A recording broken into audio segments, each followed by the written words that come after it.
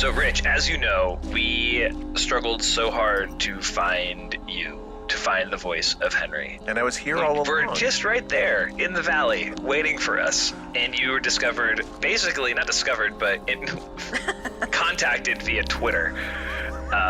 Those two things are synonymous. Yeah. It's interesting to me because I don't think I knew who Henry was until you read for the character. And then I went like, oh, of course. Did you feel like you had to bring something out of the ordinary to him or something created, or was it more of an amalgam of the words on the page and who you are as a person? I think the latter more than the former. I mean, I think that Henry and I differ chiefly in that I would probably classify him as an introvert, and I would classify myself as an extrovert. And so I think pretty much flipping merely that switch did that for me, and that coupled with the words that made pretty clear what this guy was going through.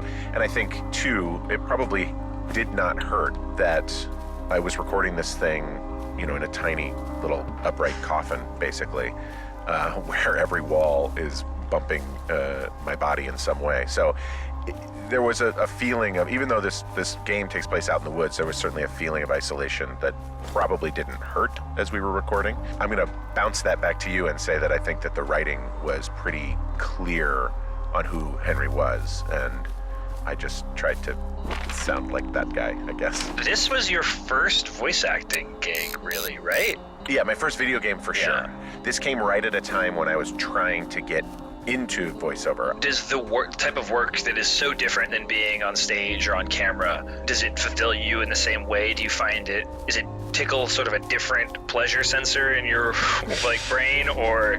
I wouldn't say it's exactly the same, but it's certainly a different part of my brain. But I would say it's at least as fulfilling as anything I've ever done on camera, because there's sort of a freedom in the booth that isn't there if you're on camera. There's a lot of you can't move too far that way, and you can't block your other actor's light, and there's a lot of technical stuff you have to keep in your brain that has no bearing on what you're doing here. I mean, the most technical thing I have to worry about is that I don't get so loud that it clips the sound. Otherwise, that's kind of it. So I have free, full acting available range, and that's an exciting thing, and in a lot of ways more exciting to me than on-camera work.